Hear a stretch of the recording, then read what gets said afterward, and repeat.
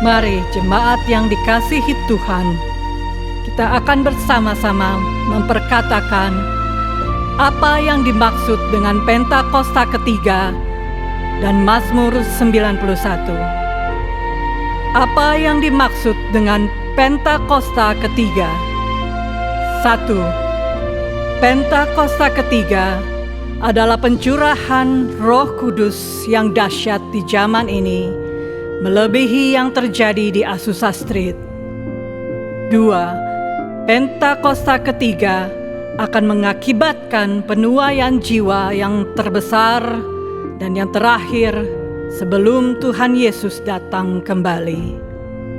3. Pentakosta ketiga akan membangkitkan generasi Yeremia, yaitu anak-anak muda yang dipenuhi Roh Kudus, cinta mati-matian kepada Tuhan Yesus, tidak kompromi terhadap dosa, dan akan bergerak untuk memenangkan jiwa. 4. Pentakosta ketiga lahir di Indonesia dan bergerak ke bangsa-bangsa. Gerakan ini dari timur ke barat dan akan kembali ke Yerusalem. 5. Pentakosta ketiga akan memberikan kuasa untuk menyelesaikan amanat agung, dan setelah itu Tuhan Yesus akan datang kembali. Dan mari bersama kita sepakat dan percaya mendeklarasikan firman Tuhan yang tertulis dalam Mazmur 91, dalam lindungan Allah. Orang yang duduk dalam lindungan yang maha tinggi dan bermalam dalam naungan yang maha kuasa akan berkata kepada Tuhan, tempat perlindunganku dan kubu pertahananku, Allahku yang kupercayai. Sungguh, Dialah yang akan melepaskan engkau dari jerat penangkap burung, dari penyakit sampar yang busuk. Dengan kepaknya Ia akan menudungi engkau, di bawah sayapnya engkau akan berlindung. Kesetiaannya ialah perisai dan pagar tembok. Engkau tak usah takut terhadap kedahsyatan malam, terhadap panah yang terbang di waktu siang, terhadap penyakit sampar yang berjalan di dalam gelap, terhadap penyakit menular yang mengamuk di waktu petang. Walau 1000 orang rebah di sisimu dan 10.000 di sebelah kananmu, tetapi itu tidak akan menimpamu. Engkau hanya menontonnya dengan matamu sendiri dan melihat pembalasan terhadap orang-orang fasik. Sebab Tuhan ialah tempat perlindunganmu, yang maha tinggi telah kau buat tempat perteduhanmu. Malapetaka tidak akan menimpa kamu, dan tulah tidak akan mendekat kepada kemahmu. Sebab malaikat-malaikatnya akan diperintahkannya kepadamu untuk menjaga engkau di segala jalanmu. Mereka akan menatang engkau di atas tangannya, supaya kakimu jangan terantuk kepada batu. Singa dan ular tedung akan kau langkahi, engkau akan menginjak anak singa dan ular naga. Sungguh, hatinya melekat kepadaku, maka aku akan meluputkannya. Aku akan membentenginya, sebab ia mengenal namaku. Bila ia berseru kepadaku, aku akan menjawab. Aku akan menyertai dia dalam kesesakan. Aku akan meluputkannya dan memuliakannya. Dengan panjang umur akan kukenyangkan dia, dan akan kuperlihatkan kepadanya keselamatan daripadaku. Haleluya! Amin. Yesus bersama sorakan haleluya. Puji nama Tuhan. Shalom GPPRJ. Sekali lagi shalom. Saudara bersukacita hari ini di rumah Tuhan. Kami segenap tim bersukacita saudara menyambut Bapak Ibu Saudara sekalian tempat ini untuk kita sama-sama memuji menyembah Tuhan. Hari ini saudara, untuk beberapa saat ke depan mari kita bersama satukan tujuan kita satukan motivasi kita, yaitu kita mau menyenangkan hati Tuhan. Amin. Hari nikmati hadirat Tuhan, rasakan kebaikannya, dan kita bersyukur untuk kasih setianya. Amin. Saudara siap beribadah hari ini? Kasih tepuk tangan sekali lagi buat Tuhan Yesus. Mari kita bersama satu di dalam doa. Sungguh kami mengucap syukur Tuhan Yesus untuk kasih setiamu Tuhan yang tak pernah berkesudahan atas setiap kami. Dan biar hari ini kami bawa yang terbaik, sebab kami tahu bahwa Engkau terlebih dahulu baik atas setiap kami Tuhan Yesus. Kami bawa pujian penyembahan kami, dan kiranya pujian penyembahan kami menyenangkan hati-Mu Tuhan. Menjadi dupa yang harum, biar hadirat-Mu memenuhi setiap kami. Urapan-Mu, kuasa-Mu nyata atas setiap kami tempat ini Tuhan Yesus. Terima kasih Tuhan, terima kasih. Kami siap beribadah hanya di dalam nama Tuhan Yesus. Haleluya. Amin. Semua kami mengucap syukur untuk kebaikan dan anugerah-Mu atas setiap kami Tuhan.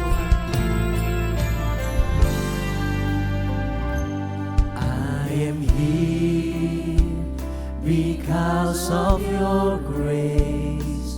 I am here because of your love, Lord Jesus.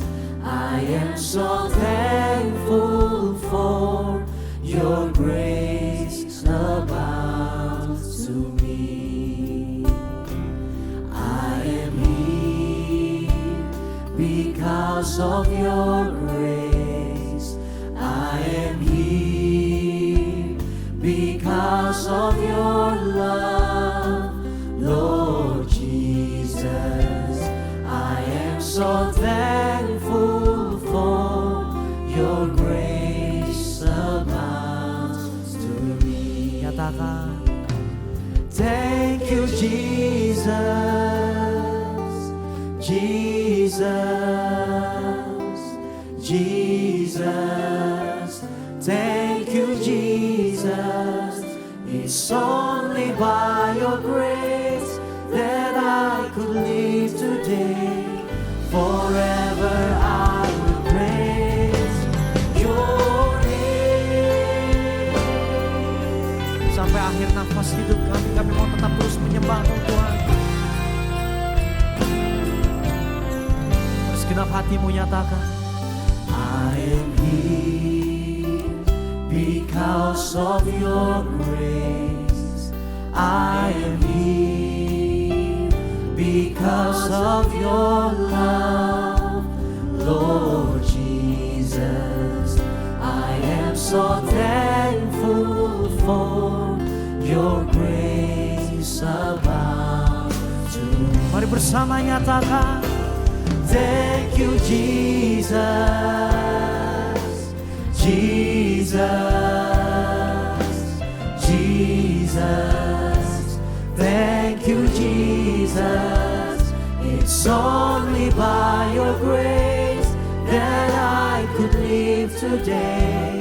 Forever I will praise. Mari lebih lagi dengan segenap hatimu nyatakan, thank you Jesus, Jesus, Jesus. Thank you Jesus. It's only by your grace that I could live today. Forever I will praise your name. Segenap hati kami mau nyatakan Tuhan, thank you Jesus, Jesus, Jesus. Thank you Jesus. It's only by your grace that I could live today. Forever I will praise your name. Thank you Jesus, Jesus. Thank you Jesus, thank you Jesus. It's only by your grace that I can live today. Forever I will praise. Mari lebih lagi bersama mengucapkan syukur. Thank you Jesus, Jesus, Jesus, thank you, Jesus. It's only by your grace that I could live today. Forever I will praise your name. Kasih tepuk tangan buat Tuhan. Mari bersama nyatakan terima kasih. Terima kasih, Yesus, Yesus. Terima kasih hanya anugerah-Mu buat hidupku sekarang.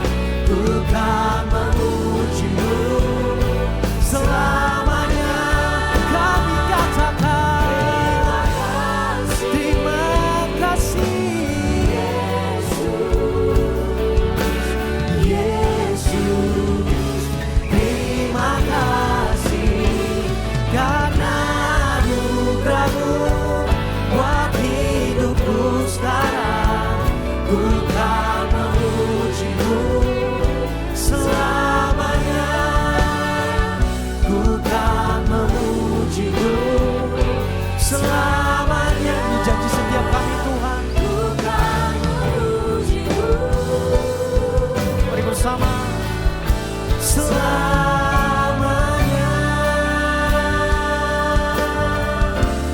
Biar sampai selama-lamanya kami mau tetap terus memuji menyembah nama Yesus Tuhan. Sebab kami tahu Kau Allah kami yang besar, Allah yang penuh kuasa dan berdaulat atas setiap kami. Sebab itu kami menyembah, sebab itu kami memuji nama Yesus. Syakaralaba,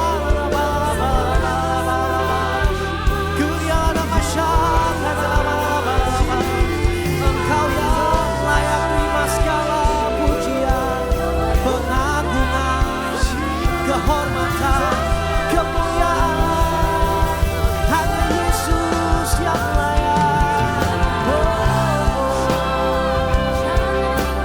Kita nama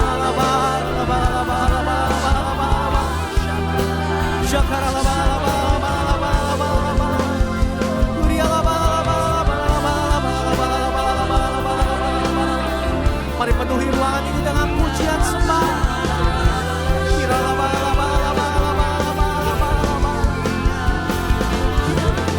Ini kami umat-umat-Mu Tuhan. Satu tujuan kami kalau kami ada tempat ini yaitu menyenangkan hati-Mu. Lewat sembah syukur setiap kami Tuhan Yesus. Biar hari ini menjadi dupa yang harum bagi nama-Mu.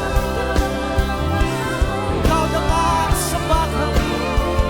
Kau dengar ucapan syukur kami Tuhan.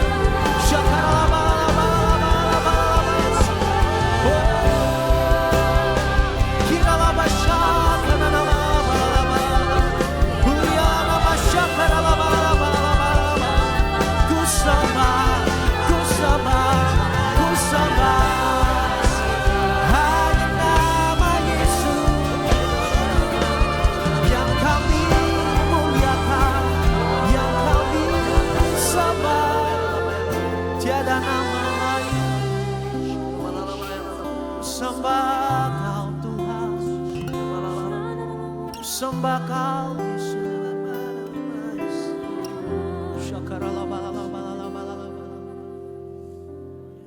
Mari bersama. Ku sembah Kau, ku sembah Kau. Engkau yang layak untuk ku sembah. Ku sembah Kau, ku sembah Kau. Engkau yang layak untuk ku sembah. Segenap hatimu bersama. Ku sembah Kau, ku sembah Engkau yang layak untuk ku sembah, ku sembah Kau, ku sembah Kau, Engkau yang layak untuk ku sembah. Tangan kami terangkat Tuhan, kami menyembah-Mu.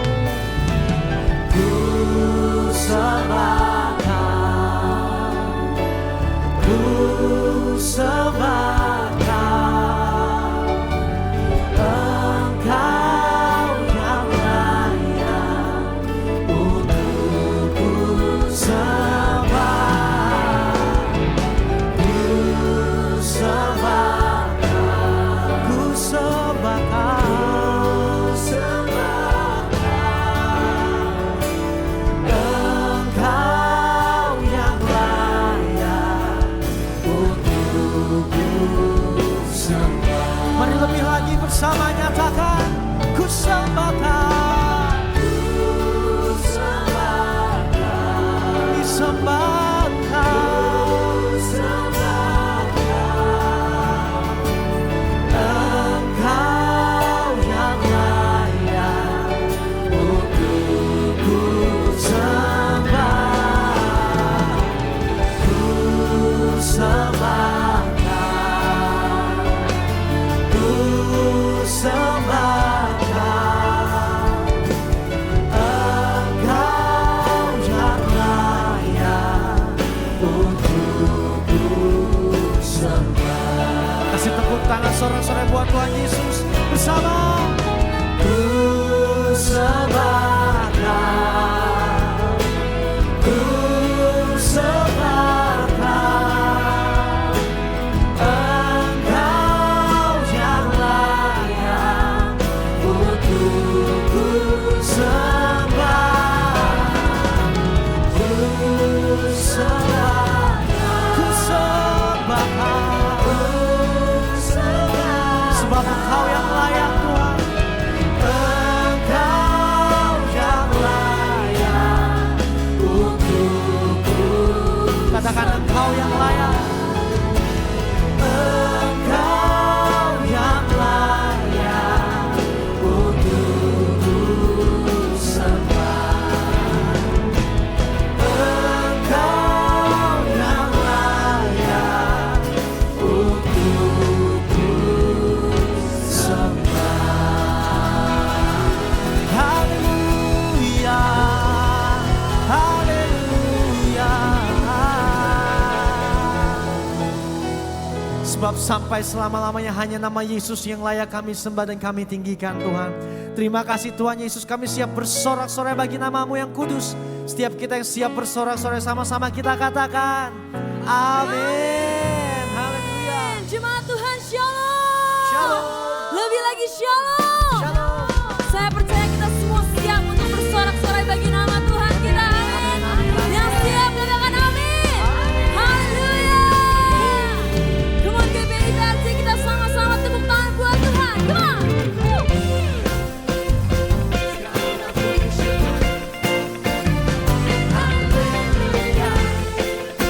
Dan segala pujian kudus hanya bagi nama-Mu Tuhan Yesus. Come on. Segala puji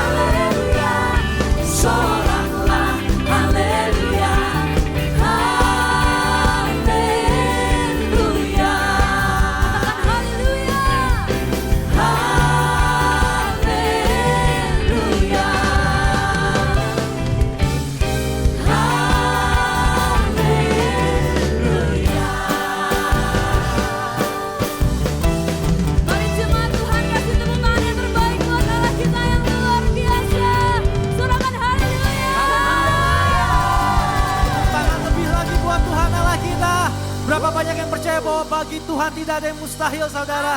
Sebab bersama dengan Tuhan kita cakap melakukan segala perkara. Amin. Haleluya. Bertepuk tangan untuk Tuhan kita. Come on. Gereja Tuhan, angkat suaramu bersama. Come on. Through you I can do anything. I can do all things. Cause it's you give me strength. Nothing is impossible. Through you blind eyes are open. Strongholds are broken. I'm living by faith. Say, nothing is impossible. Sama sorakan haleluya.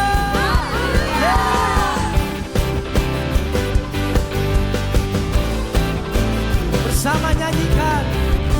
I'm not gonna live by what I see. I'm not gonna live by what I feel. Deep down I know that you're here with me. I know that you can do anything. Bersama. To you I can do anything. I can do all things. Cause it's you give me strength. Nothing is impossible. To you blind eyes are open. Strongholds are broken. I'm living by faith. Nothing is impossible. Kau yang percaya bagi Tuhan yang ada mustahil, katakan amin.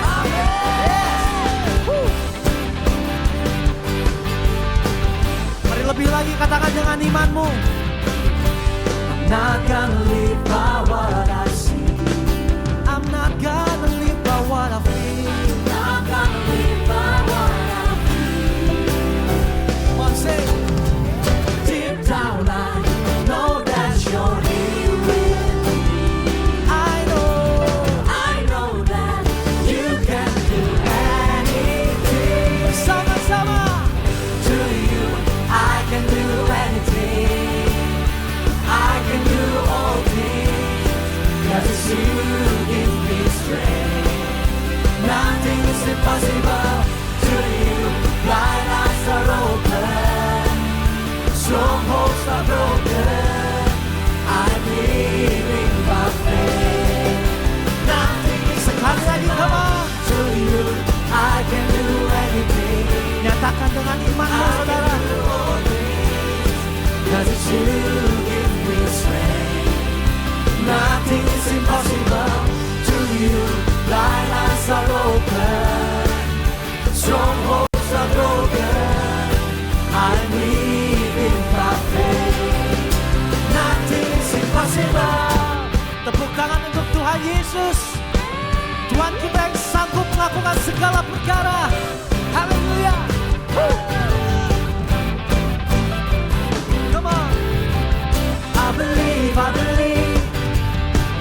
I believe, I believe in you.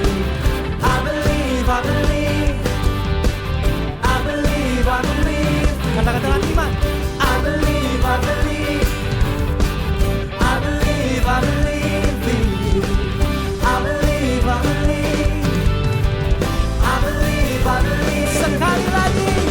I believe, I believe. I believe, I believe, I believe. Yeah.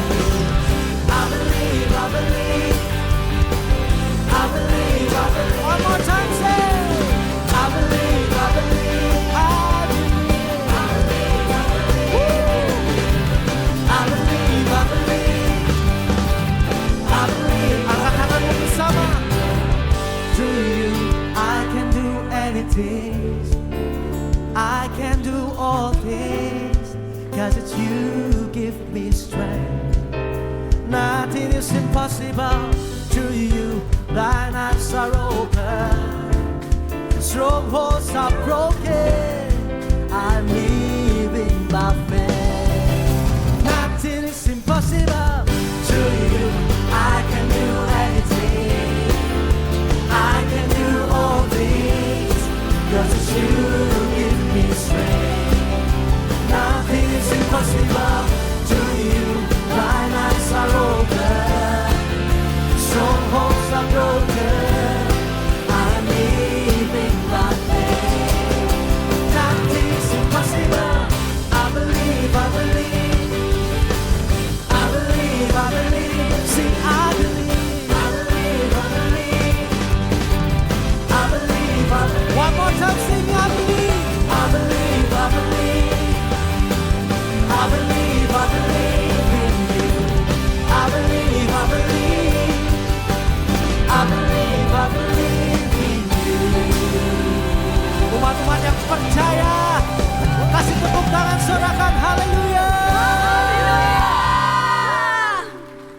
dahsyat Tuhan. Perbuatan-Mu ajaib. Kami memuji kebesaran-Mu selama-lamanya. Bapa, saat ini kami berdiri dan berdoa buat bangsa kami Indonesia. Kami berkatakan Indonesia akan menjadi bangsa yang maju di tengah situasi keadaan yang tidak pasti. Tapi kami percaya Tuhan akan campur tangan dan memberkati Indonesia. Ada kestabilan di dalam perekonomiannya. Krisis pangan dapat diatasi dengan baik. Dan situasi keamanan stabil terkendali dalam perlindungan Tuhan. Kami berdoa buat pemerintahan Pak Jokowi dan Bapak Maruf Amin beserta jajaran kabinet menterinya. Tuhan, Engkau yang memberi mereka hikmat dan kebijakan-kebijakan untuk menangani dan menjalankan tugasnya. Masa peralihan pemerintahan yang baru, Tuhan yang pegang kendali. Semua pasti berjalan dengan aman dan lancar. Dan Tuhan juga memberkati gembala sidang kami Pak Niko. Kesehatan, pelayanan, dan keluarga hamba-Mu ada di dalam kasih kemurahan dan kebaikan Tuhan. Tuhan juga memberkati hamba-Mu sebagai pembawa api Pentakosta ketiga untuk menyelesaikan amanat agung Tuhan Yesus dari Indonesia sampai ke bangsa-bangsa. Dan Tuhan juga memberkati Gembala CK7 terkasih kami Pak Dr. Yanto. Tuhan memberikan kesehatan, kekuatan, damai sejahtera, sukacita Allah menyertai hamba-Mu. Tuhan juga memberkati pengembalaan hamba-Mu di CK7 untuk menjadikan kami semua umat yang layak di hadapan Tuhan. Dan kami percaya Engkaulah Tuhan yang akan menjadi perisai, penolong yang setia, pembela bagi hamba-Mu dan keluarga. Tuhan, kami berdoa buat generasi Yeremia. Bangkit generasi Yeremia, jadilah terang. Karena inilah waktunya untuk bangkit dan menjadi terang. Kuasa Tuhan mengurapi generasi Yeremia di tempat ini. Mereka akan dipakai sebagai future leader. Menjadi pemimpin yang tangguh, berintegritas, memiliki ide-ide cemerlang. Kami percaya Tuhan akan membuat perbedaan bagi anak-anak Tuhan dimanapun mereka berada. Tuhan mengangkat mereka menjadi kepala bukan ekor. Tuhan akan bawa terus mereka naik bukan turun. Dan mereka akan menjadi kesaksian untuk memuliakan nama Tuhan Yesus. Haleluya. Di dalam nama Tuhan Yesus kami sudah berdoa dan mengucap syukur. Jemaat yang percaya sama-sama katakan amin. Amin. Kasih tepuk tangan yang terbaik buat Tuhan Yesus. Silakan duduk kembali Bapak Ibu semuanya. Kembali kami rindu menyambut, adakah yang baru pertama kali hadir di GBI PRJ? Boleh lambaikan tangannya. Adakah yang baru pertama kali hadir? Ada di kanan, puji nama Tuhan, Shalom. Shalom. Selamat datang, selamat beribadah di GBI PRJ. Bagi jemaat yang baru pertama kali hadir dapat mengisi form data jiwa baru dengan cara scan QR yang ada di depan layar. Dan setelah ibadah selesai dapat mengunjungi kantor jiwa baru yang ada di depan ruang ibadah. Baik, kita akan menyaksikan news untuk beberapa minggu ke depan. Tim multimedia dipersilahkan.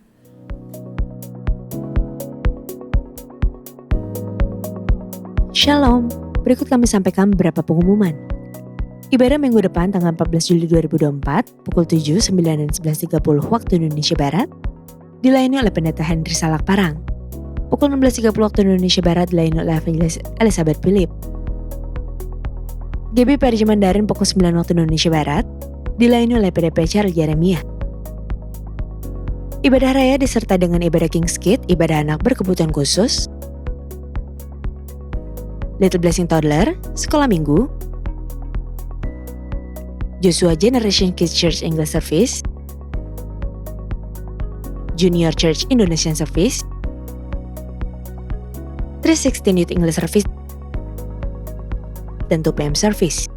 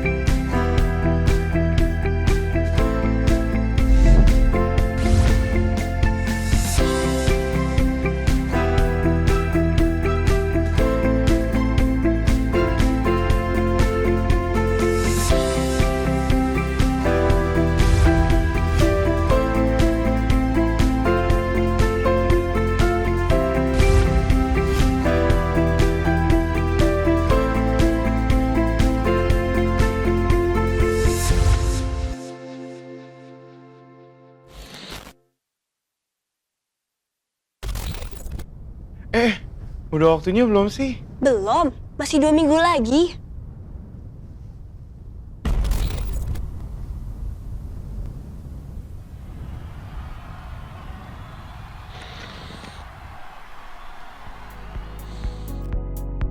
Untuk info lengkap seluruh kegiatan GBPRJ CK7, maka Bapak Ibu dapat follow sosial media GBPRJ baik di Instagram, TikTok, Threads, Facebook maupun Twitter. Sekian pengumuman pada hari ini. Terima kasih atas perhatian Bapak Ibu sekalian. Tuhan Yesus memberkati. Kembali hari ini Tuhan kami mau deklarasikan bahwa hanya di dalam nama-Mu Tuhan Yesus ada kuasa yang besar, ada kesembuhan, ada pemulihan, dan ada pengharapan yang besar bagi setiap kami Tuhan Yesus. Hari ini Tuhan kami mau deklarasikan itu Tuhan Yesus. Terima kasih Tuhan. I just wanna speak the name of Jesus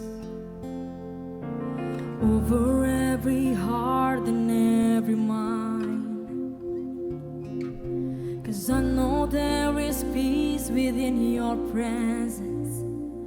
I speak Jesus.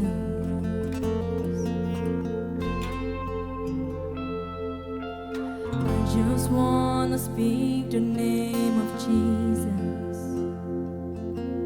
Till every dark addiction starts to break. Declaring there is hope and there is freedom. I speak Jesus. Your name is power. Your name is healing. Your name is life. Break every stronghold. Shine through the shadows. Burn like a fire. Mari angkat suaramu nyatakan. I just wanna speak the name of Jesus over fear and all anxiety. To every soul held captive by depression, I speak Jesus. Your name is power.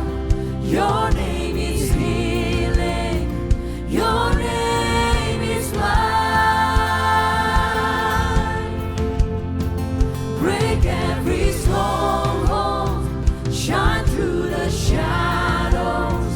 Burn like a fire. Mari deklarasikan dengan iman. Your name is power. Your name is healing. Your name is life. Break every stronghold. Shine through the shadows. Burn like a fire.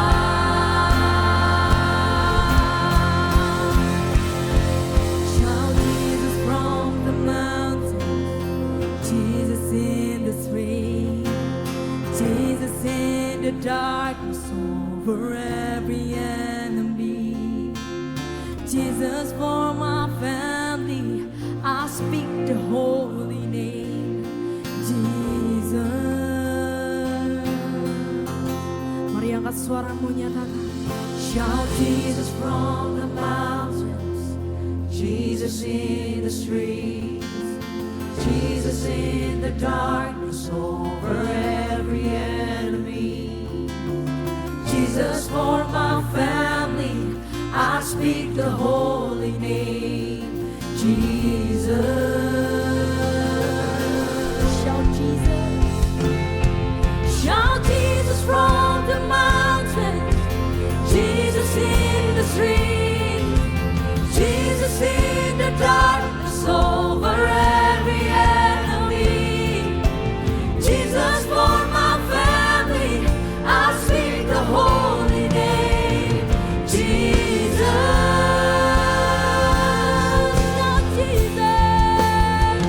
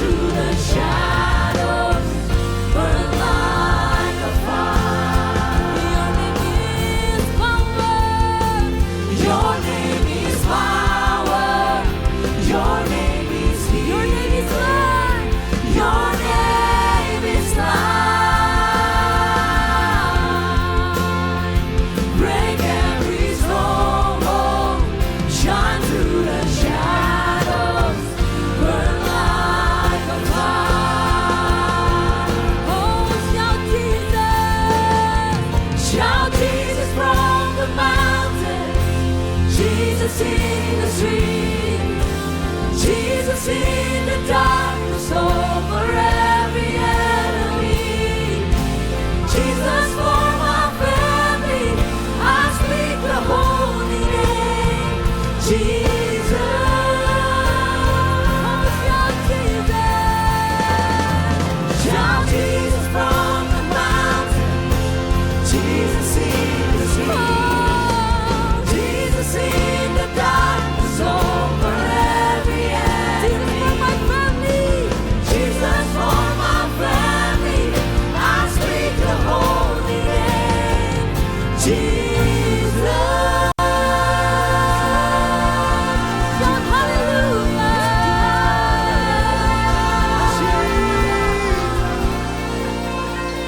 Mari kita sembah Dia. Sekarang lama.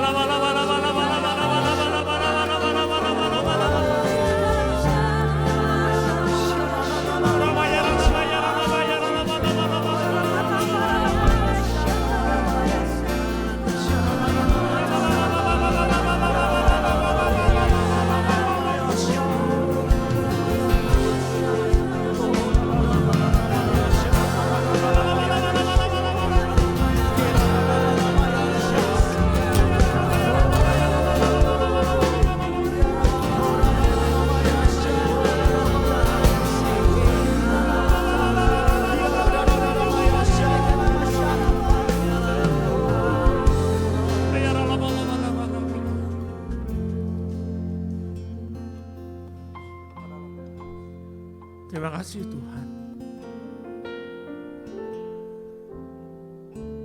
Kami mengucap syukur bahwa Engkau adalah bagian dari hidup kami. Terima kasih untuk kekuatan pengharapan yang Engkau berikan. Terima kasih untuk penyertaan pimpinan-Mu selalu. Terima kasih untuk berkat, terima kasih untuk setiap hal yang Kau percayakan kepada kami. Kau baik, Kau sungguh baik Tuhan. Pimpin kami Tuhan terus berjalan di dalam rancangan Tuhan. Bawa kami ke dalam destiny yang telah Engkau siapkan bagi setiap kami. Ampuni kami untuk setiap hal yang kami lakukan yang tidak berkenan bagi-Mu. Pakai kami untuk kemuliaan nama Tuhan. Terima kasih Tuhan Yesus. Terima kasih untuk hari ini Tuhan. Kami bisa berkumpul bersama di sini, memuji menyembah Engkau, menikmati hadirat Tuhan. Dan kami mau duduk diam mendengar apa yang menjadi isi hati Tuhan. Kau urapi bibir mulut hamba-Mu ini Tuhan, agar setiap pesan, setiap firman yang keluar, semuanya adalah datang daripada hati-Mu. Biarlah setiap jemaat yang hadir, mereka pulang tidak sama lagi. Tapi mereka membawa damai sukacita Tuhan. Terima kasih Tuhan. Segala puji dan hormat hanya bagi nama Tuhan. Haleluya. Amin. Kita beri kemuliaan untuk Tuhan Yesus. Silakan duduk Bapak Ibu Tuhan Yesus. Wow.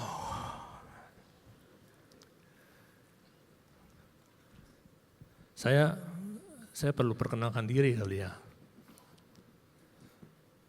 Nama saya Willy Santoso Bapak Ibu. Ya. Saya ada di tempat ini diberi tanggung jawab oleh gembala kita Dr. Yanto sebagai penanggung jawab untuk cabang GBIPRJ. Kami sebutnya adalah sebagai pelaksana tugas gembala. Ya.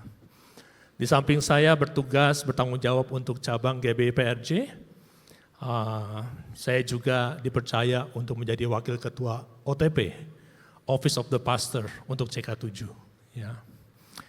Suatu kesempatan yang luar biasa kalau hari ini saya bisa ada di sini, karena begitu banyak kerinduan dan beban yang Tuhan berikan kepada saya. Untuk benar-benar melihat jemaat itu bertumbuh secara kerohanian. Gereja ini rindu tidak hanya untuk memiliki jemaat yang datang hari Minggu untuk beribadah secara rutin, tapi gereja ini rindu untuk melihat jemaat-jemaat yang bertumbuh di dalam kerohanian mereka. Melihat jemaat-jemaat yang benar-benar mengalami kasih Tuhan di dalam hidup mereka. Amin. Semua program, semua kegiatan yang kami siapkan, semuanya adalah untuk kebaikan para jemaat. By the way, saya juga diingatkan oleh gembala kita, Dr. Yanto, pandemi sudah lewat Bapak Ibu. Ya, dokter kemarin udah mulai ingatin lagi. Tolong ingatkan kepada jemaat ya, mulai bawa Alkitab. Saya udah lama loh nggak buka Alkitab saya. Kebiasaan pakai apa yang ada yang elektronik. Tapi kemarin nih saya mulai buka lagi dan saya mulai lihat lagi catatan-catatan lama. Oh iya, oh ini loh yang aku dapat. Oh ini renungan ini, oh ini remanya. Setidaknya pada saat kita saat teduh pakai Alkitab kita Bapak Ibu ya, kita bisa coret, kita bisa garis bawahi. Dan itu bisa menjadi bagian dari review kita di kemudian hari. Nah Bapak Ibu yang Tuhan Yesus, hari ini saya ingin bawakan sebuah pesan yang bertemakan humility. Bicara mengenai kerendahan hati.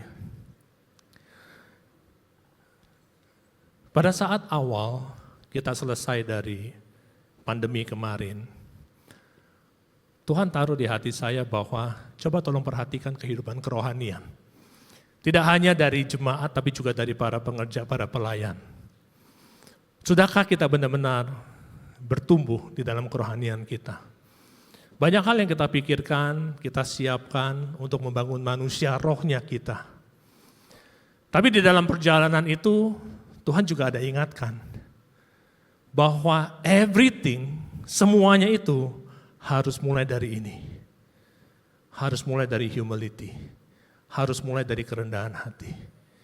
Kita nggak bisa bangun relationship kita dengan Tuhan tanpa kerendahan hati. Kita nggak bisa datang kepada Tuhan hanya minta apa yang kita mau. Kita datang kepada Tuhan dengan kerendahan hati kita. Untuk Tuhan pimpin kita. Dan ini yang kita akan bahas Bapak Ibu. Dan untuk menyiapkan ini nggak mudah. Karena firman Tuhan itu seperti pedang bermata dua. Pedang yang dua sisinya tajam. Satu adalah untuk mungkin menegur orang, tapi di sisi lain firman Tuhan juga menegur kita sendiri. Firman Tuhan juga mengintrospeksi kita sendiri. Dan saya mengucap syukur pada saat kita mempersiapkan firman, sesungguhnya kita membuat firman itu hidup di dalam kita. Amin. Tuhan mengingatkan bahwa jangan kita hanya menjadi orang yang minum susu terus-menerus. Kita harus menjadi orang yang siap untuk makan makanan keras. Susu dan makanan keras tidak bicara mengenai, oh ini firman mengenai berkat, ini firman mengenai teguran. No. Susu bicara mengenai pada saat kita minum susu, ibaratnya bayi, tidak perlu ngapa-ngapain Bapak Ibu. Kita bisa minum susu. Semuanya disediain, semuanya disuapin. Tapi makan makanan keras, it takes our effort. Untuk kita makan makanan keras, kita harus kunyah. Sama demikian juga dengan firman. Kalau firman hanya firman yang kita dengar dari mimbar, firman yang hanya kata orang, firman yang gak pernah kita olah, firman yang gak pernah kita renungkan, firman itu gak akan hidup dalam hidup kita Bapak Ibu. Yang Tuhan inginkan adalah firman yang hidup dalam kita. Firman yang kita renungkan, firman yang kita ulik, firman yang kita uji. Itu yang harus kita miliki. Baru saat itu firman itu hidup, menjadi bagian dari kita. Amin. Boleh saya tahu berapa banyak ada gembala kul di tempat ini? Ada lagi gembala kul. Kita ada yang namanya komunitas, kita ada yang namanya kul. Ya. Di kul ini adalah tempat kita dibentuk, kita dibangun Bapak Ibu. Kita diberikan kesempatan, oh kadang-kadang kita di kul udah datang, kamu bagi firman, aku gak bisa, aku gak siap, kamu aja deh. Dan sesungguhnya Bapak Ibu, pada saat kita mulai mengambil tanggung jawab itu, mau panjang mau pendek, pada saat kita review, pada saat kita mulai mengulik firman itu hidup dalam kita. Kul ini dibangun bukan untuk kita kumpul-kumpul, kul ini dibangun untuk kita dibentuk, untuk kita disiapkan, dipakai lebih lagi oleh Tuhan. Amin. Bapak Ibu yang belum bergabung di kul, di depan ada counter kul. Pada saat Bapak Ibu keluar dari ruangan ini, ada counter kul. Bapak Ibu punya komitmen untuk bertumbuh, daftarkan di sana. Banyak kul kita, berdasarkan lokasi, berdasarkan profesional, banyak kul kita ya, berdasarkan ibu-ibu, para bapak dan yang lainnya. Ya. Tapi disitulah kita akan bisa bertumbuh. Amin. Yuk, jangan kita menjadi jemaat yang hanya minum susu. Jangan kita menjadi jemaat yang hanya mau terima jadi. Biarlah kita menjadi jemaat yang mau makan makanan keras. Kita menjadi jemaat yang siap untuk mengunyah. Benar-benar kita kunyah. Dan kita bisa, dari kunyahan itu bisa kita pakai untuk menjadi berkat bagi orang lain. Karena pada saat kita kunyah firman itu, rema itu akan timbul dalam hidup kita. Rema itu yang akan mengubahkan kita. Amin. Yuk, punya komitmen. Saya nggak mau jadi jemaat yang cuma datang seminggu sekali. Tapi saya mau menjadi jemaat yang bertumbuh. Saya mau menjadi jemaat yang dipakai Tuhan. Kedatangan Tuhan Yesus sudah sangat dekat. Kita nggak bisa berleha-leha. Saat ini pencurahan Roh Kudus luar biasa. Pencurahan Roh. Kalau kita bicara mengenai pencurahan Roh Kudus, Bapak Ibu. Berapa hari yang lalu kita baru selesai dengan yang namanya Empower 21 Everyone Asia, tanggal 3 sampai tanggal 5. Dan kita lihat lawatan Tuhan yang luar biasa. Ada yang datang? Ada yang datang? Wah, di sini nggak banyak ya. Next time kalau ada acara seperti itu boleh Bapak Ibu ya. Tapi kita bicara mengenai kesempatan. Kalau pencurahan itu datang di saat-saat ini, don't miss the chance. Jangan kehilangan kesempatan itu. Ambil bagian. Tahun lalu, bulan Februari di Asbury, mungkin Bapak Ibu pernah dengar ya di Asbury ya, Asbury Revival. Satu university, ini seminari di Kentucky. Mereka setiap minggunya ada acara praise and worship.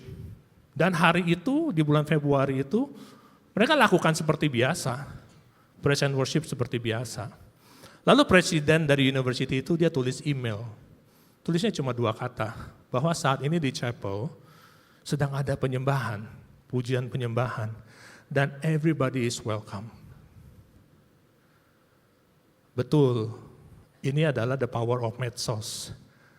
Tapi untuk orang meresponi, kami percaya, saya percaya, itu adalah karyanya Roh Kudus. Untuk orang datang ke sana dan tahu apa yang terjadi. Sesi yang harusnya hitungannya cuma jam, itu menjadi sesi yang berlangsung selama 14 hari. Non-stop. 2 minggu lebih, 16 hari bahkan. 2 minggu lebih. Kita beri kemuliaan untuk Tuhan Yesus. Kami nggak mau Bapak Ibu ketinggalan kesempatan ini. Ambil kesempatan ini. Bangun kehidupan kita. Semakin dekat dengan Tuhan. Ini yang kita perlukan. Menjadi jemaat yang benar-benar diubahkan. Karena memiliki kesempatan untuk berinteraksi dengan Tuhan. Setiap harinya dikatakan mencapai 10.000 orang. Yang memuji menyembah Tuhan di tempat itu.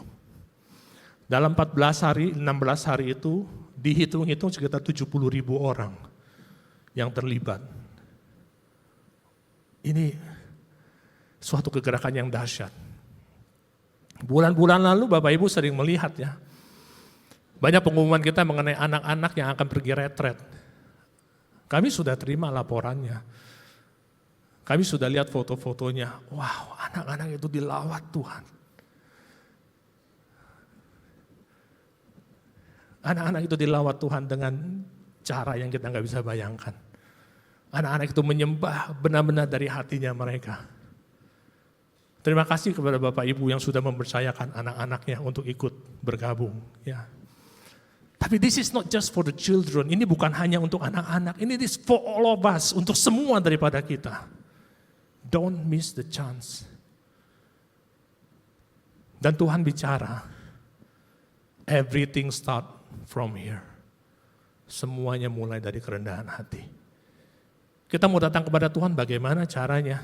Kita mau dekat kepada Tuhan bagaimana caranya? Oh, all you need is humility. Yang kita butuhkan hanya kerendahan hati kita. Orang yang tinggi hati gak mungkin mereka bisa dekat kepada Tuhan. Tapi orang yang rendah hati itu menjadi kesukaannya Tuhan. Amin. Amin. Ini dari tadi masih wejangan, belum masuk ke khotbahnya. Yuk kita masuk yuk Bapak Ibu Yesus. Sebelum kita mulai bahas mengenai kerendahan hati, saya mau bahas sedikit. Ya biasanya kalau kita mau dapat sesuatu kita harus tahu lawannya. Ya. Apa sih yang menjadi lawan dari kerendahan hati? Lawan kerendahan hati adalah kesombongan. Lawan kerendahan hati adalah ketinggian hati, tinggi hati. Ya. Dan saya percaya bahwa kesombongan atau tinggi hati ini adalah the origin of sins. Adalah awal dari dosa. Dosa pertama itu bukan dosa yang dilakukan oleh Adam dan Hawa di Taman Eden. No. Dosa yang pertama adalah dosa yang dilakukan iblis di surga. Kita baca Bapak Ibu ayatnya. Yesaya 14 ayat 12 sampai dengan 15. Wah engkau yang sudah jatuh dari langit, hai bintang timur putra fajar. Engkau yang sudah dipecahkan dan jatuh ke bumi, hal yang mengalahkan bangsa-bangsa.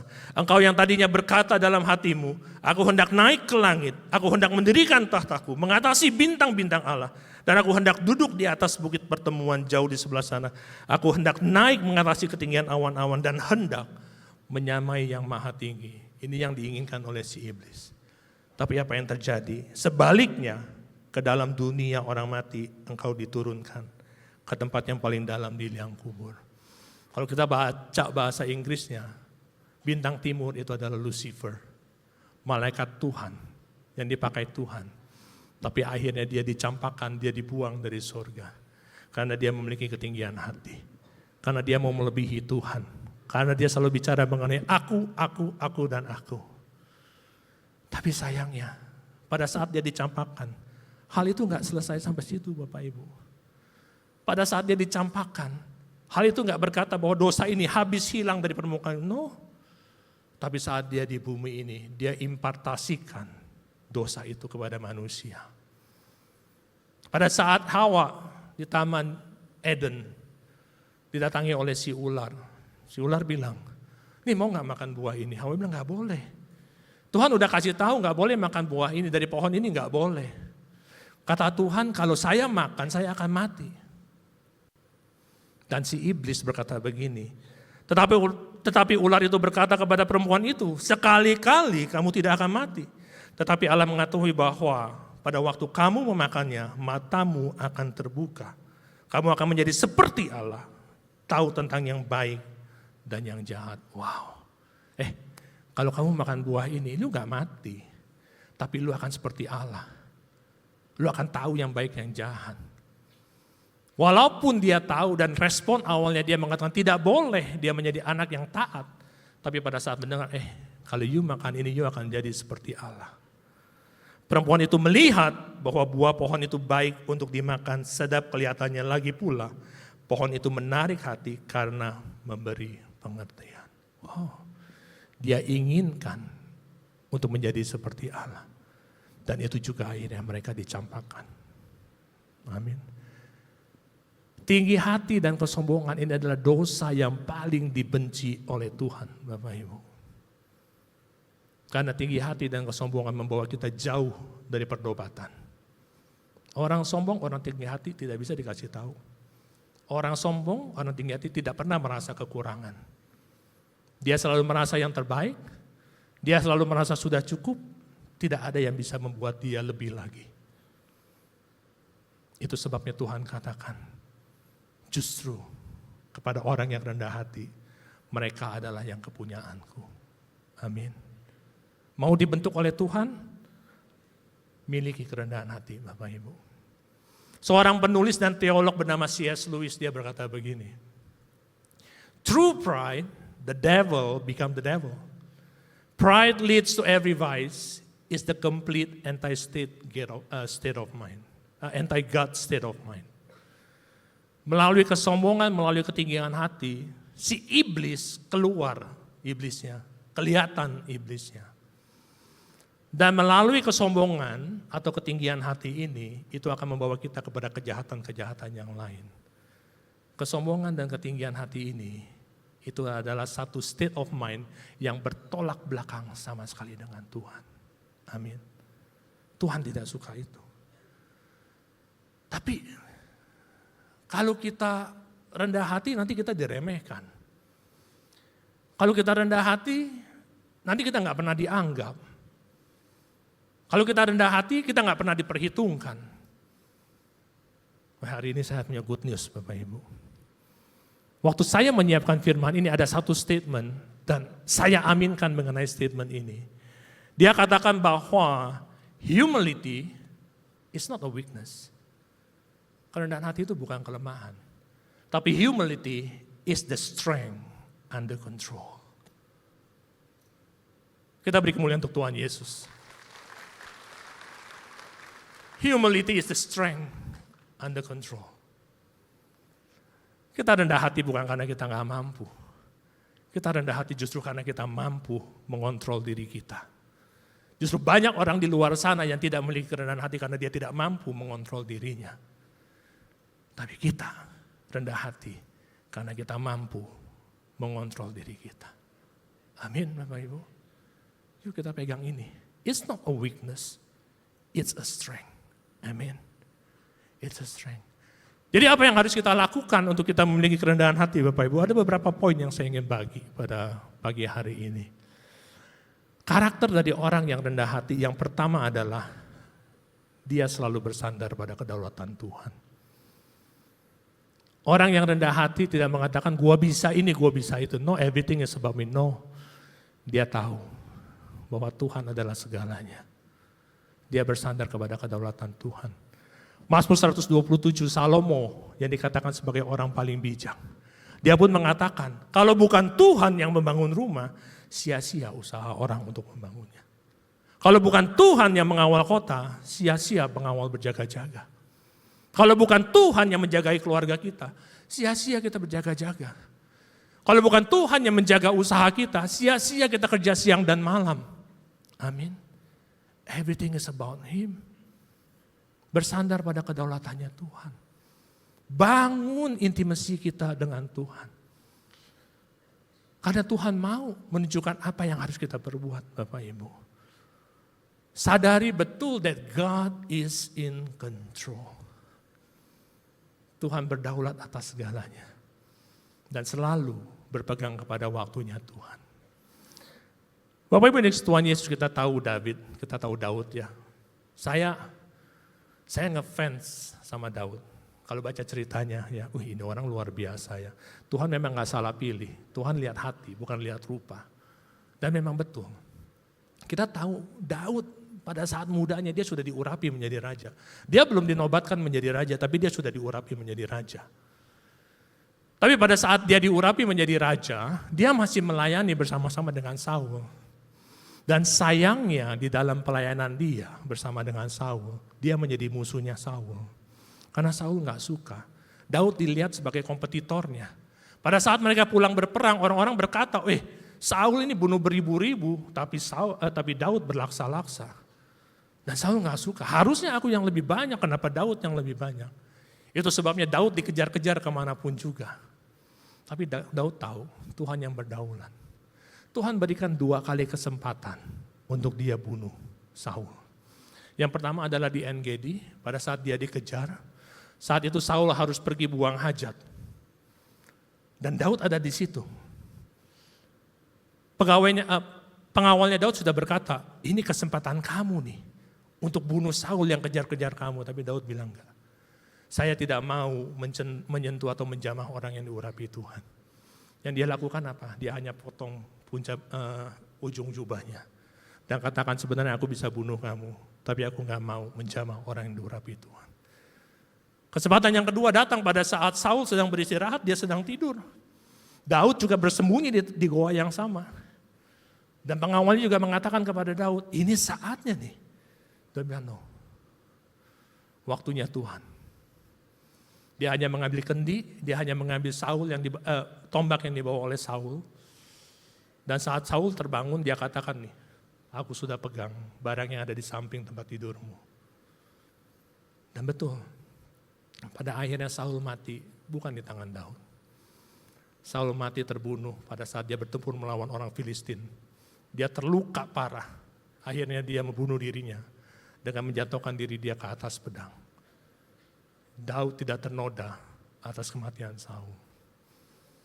God's timing. Kalau hari ini kita melihat, kayaknya kok belum kejadian-kejadian. Jangan ambil kesempatan yang belum datang daripada Tuhan. Kita usahakan aja, ini kayaknya gak tembus deh.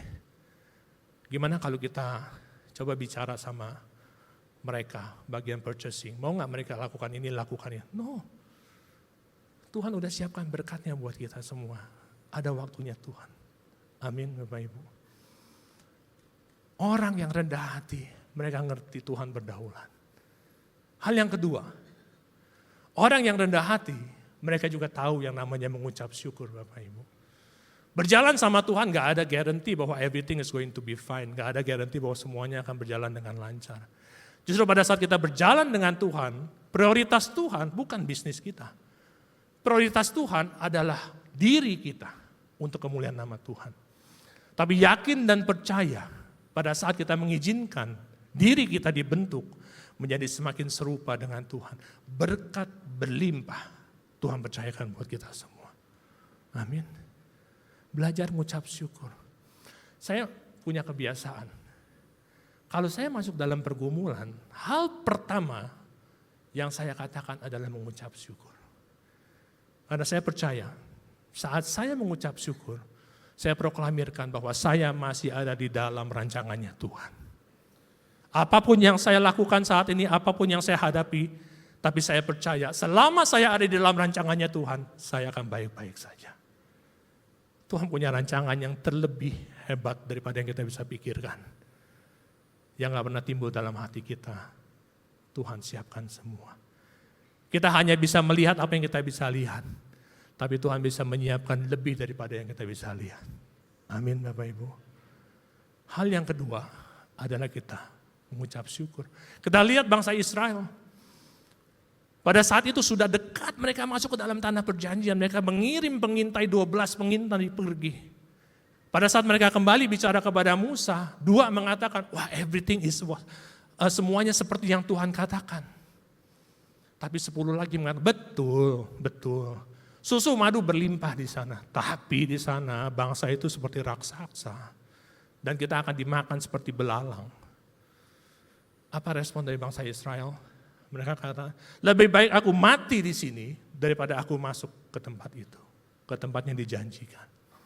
Makanya Tuhan di Bilangan 14 ayat 28 berkata begini.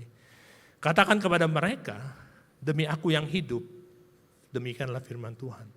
Bahwasanya seperti yang kamu katakan di hadapanku, demikianlah akan kulakukan kepadamu. Di padang gurun ini, bangkai-bangkaimu akan berhantaran.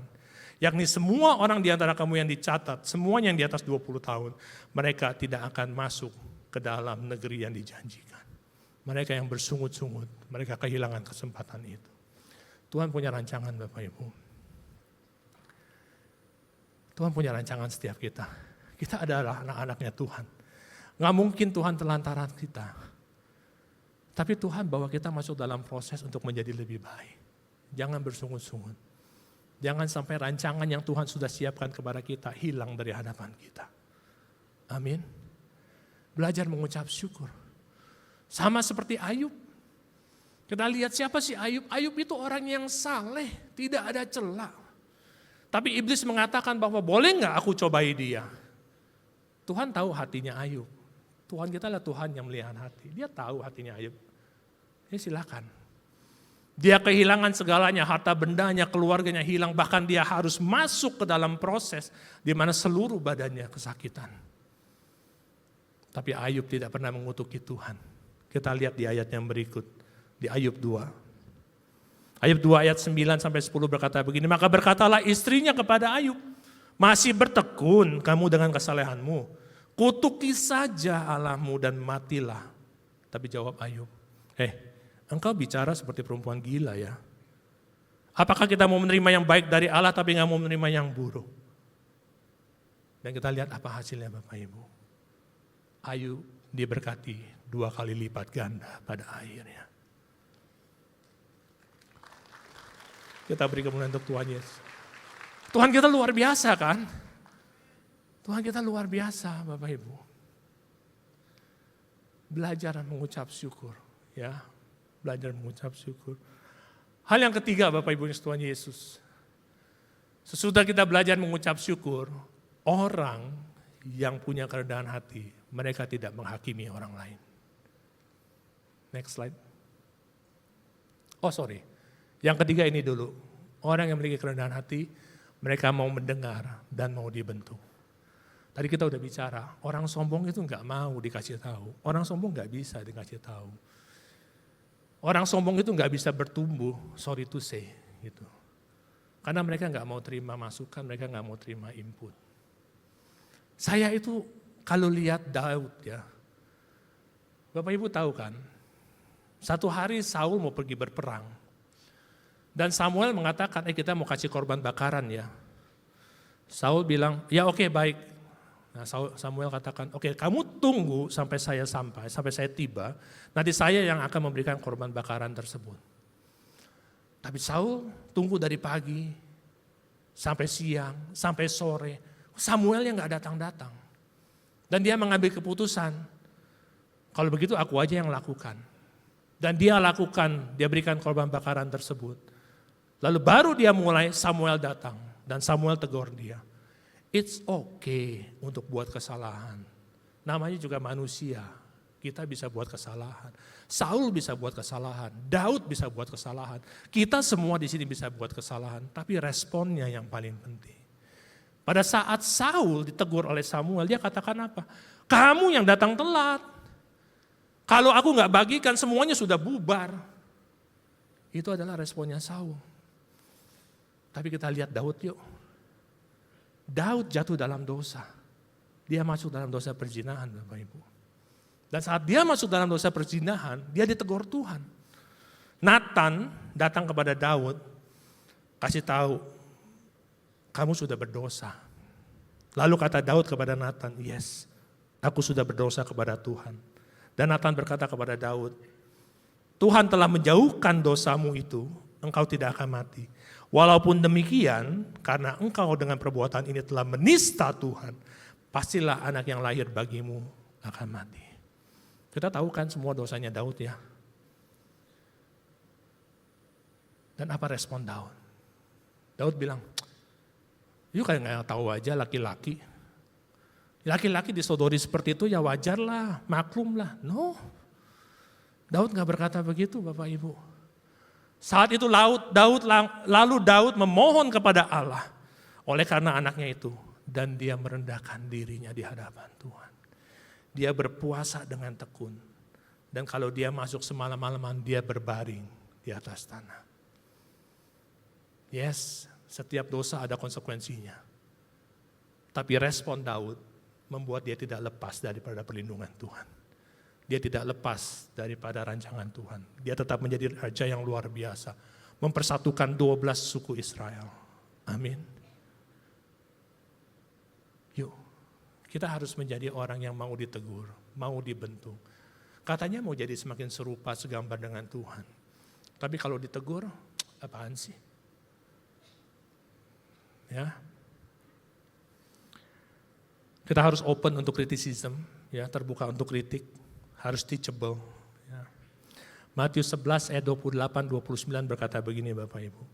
Marilah kepadaku semua yang letih lesu dan berbeban berat, aku akan memberi kelegaan kepadamu. Titik. Tapi paragrafnya belum selesai. Pikullah kuk yang kupasang dan belajarlah padaku. Amin. Datang ke Tuhan hanya untuk mencari kelegaan, it's not enough. Mungkin sekali dua kali kita bisa mendapatkannya, tapi kita semua kan harus bertumbuh. Itu sebabnya kita harus belajar, Bapak Ibu. Di sini ada KOM 100, KOM 200, KOM 300, 400. Semuanya adalah untuk memperlengkapi Bapak Ibu. Untuk semakin kita kenal siapa Tuhan kita. Saya ada ambil satu penjelasan sedikit mengenai 4 stages of learning. Jadi dalam kita belajar Bapak Ibu ada 4 stage. Ada 4 tahapan. Tahapan yang pertama itu namanya adalah unconscious incompetence.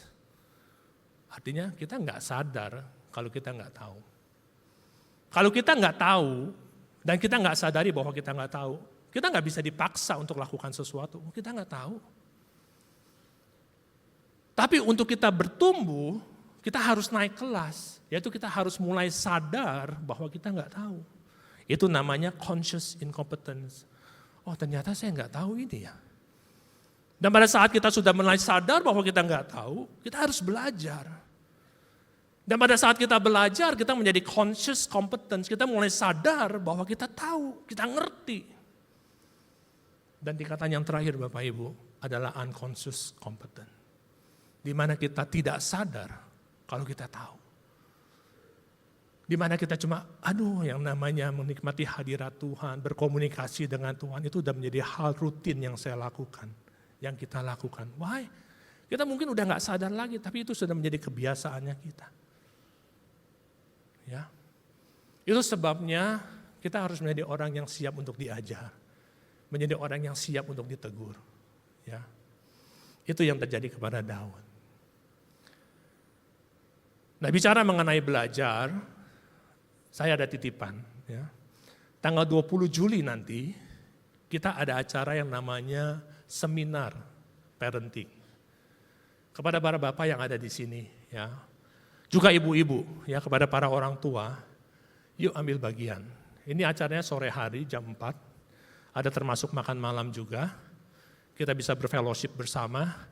Kita belajar bagaimana kita boost, kita punya psychological intelligence-nya dari anak-anak kita. Zaman berubah terlalu cepat, Bapak Ibu. Kita nggak bisa didik anak-anak kita, saya nggak bisa didik anak-anak saya dengan cara saya dididik. Saya udah bilang sama anak saya, Papa nggak bisa bayangin zamannya kamu nanti didik anak seperti apa. Zaman berubahnya terlalu cepat untuk kita ikuti. Kalau kita nggak siapkan, kita nggak equip ourselves, kita nggak siapkan diri kita, kita ketinggalan. Ya. Kami undang Bapak Ibu, ya bisa daftar melalui scan QR, nanti ada brosur-brosurnya. Scan QR-nya, ada biayanya by the way 50.000, tapi itu nanti ada goodie bag dan ada makan malam sama-sama. Ya. Mau datang? Datang benar ya? Yuk. No, we have to do our job. Tugas setiap kita adalah mempersiapkan generasi yang berikutnya. Itu tugas kita. Kita nggak berhenti di sini Bapak Ibu, khususnya kepada orang tua, kita nggak stop di sini. Tugas kita adalah mempersiapkan generasi berikutnya. Ya, dan kalau kita mempersiapkan generasi berikutnya, pastikan kita siap informasinya, knowledge-nya. Oke? Lalu yang keberapa ya? Yang keempat ya? Keempat, yes, sampai juga ke tidak menghakimi. Orang yang punya kerendahan hati, mereka tidak menghakimi orang lain. Satu hari Tuhan Yesus di bait suci, dia sedang mengajar. Lalu datang nih orang-orang Farisi, dia bawa seorang wanita yang kedapatan sedang berzina. Dia panggil guru, apa yang kita harus lakukan dengan perempuan ini yang kedapatan berzina? Hukum Taurat mengatakan bahwa perempuan ini harus dirajam sampai mati. Tuhan Yesus nggak berkata apa-apa saat itu. Dia hanya duduk di lantai, dia tulis-tulis di lantai.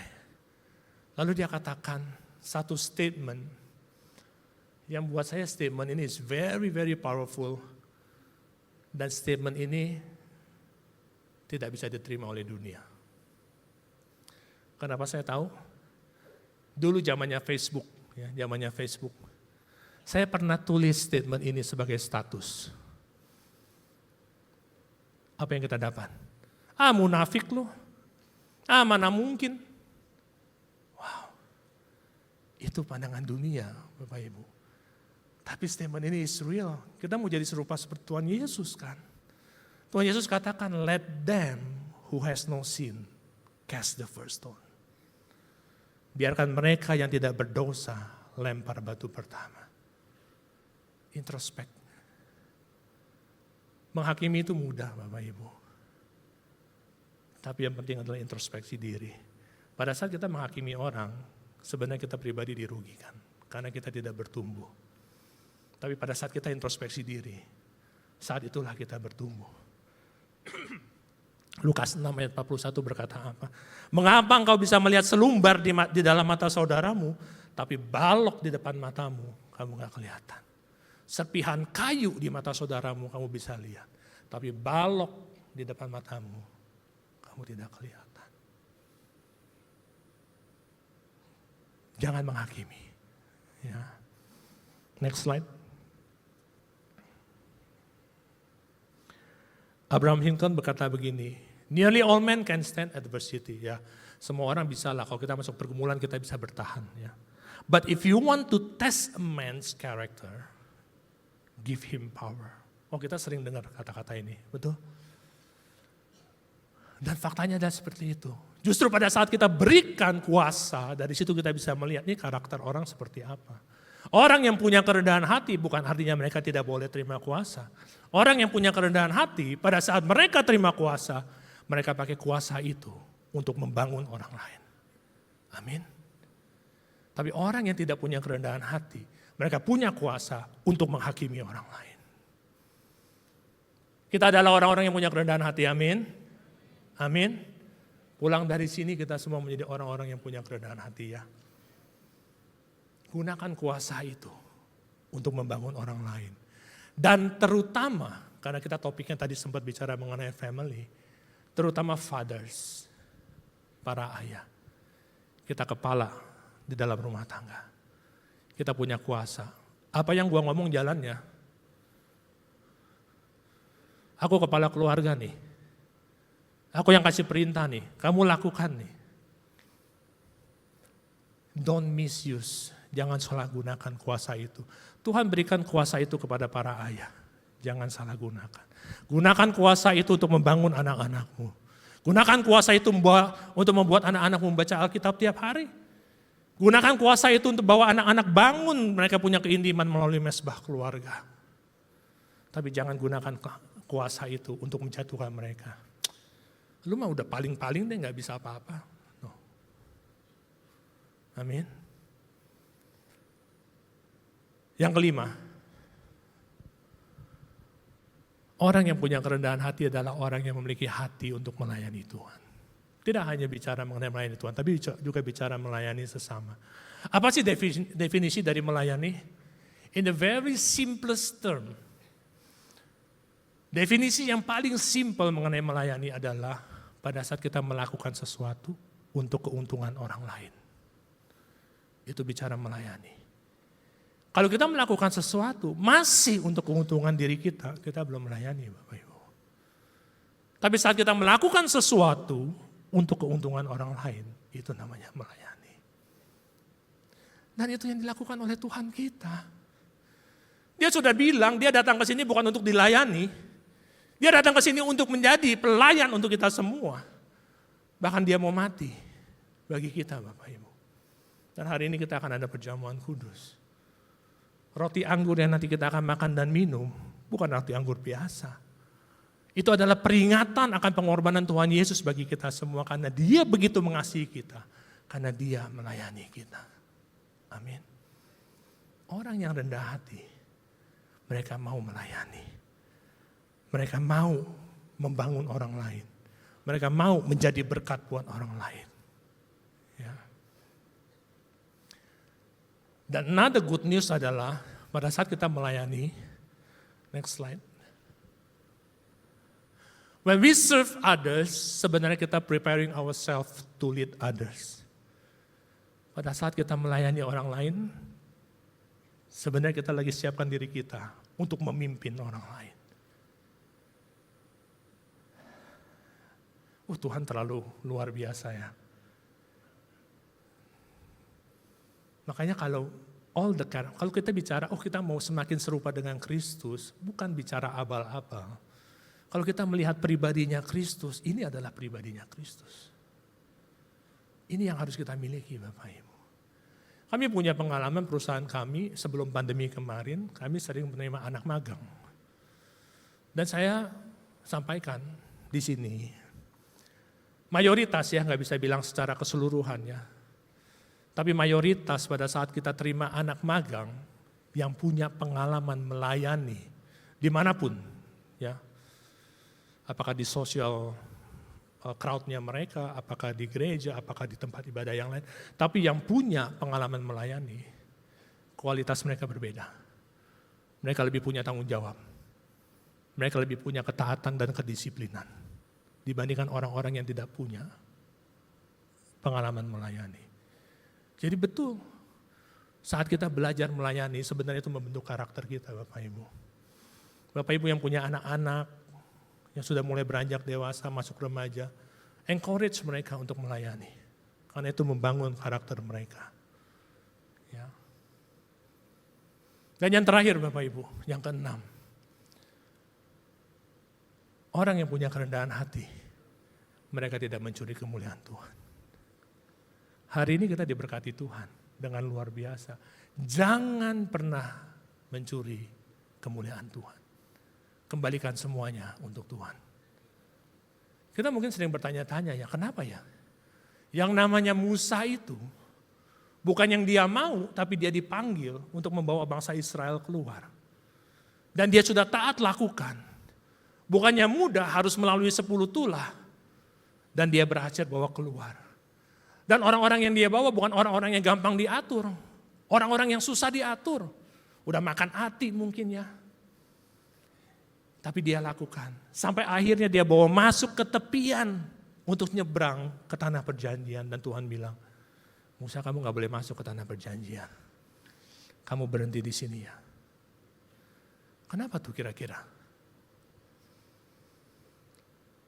Bapak Ibu yang Tuhan Yesus kita baca yuk Bilangan 20 ayat 2 sampai 13.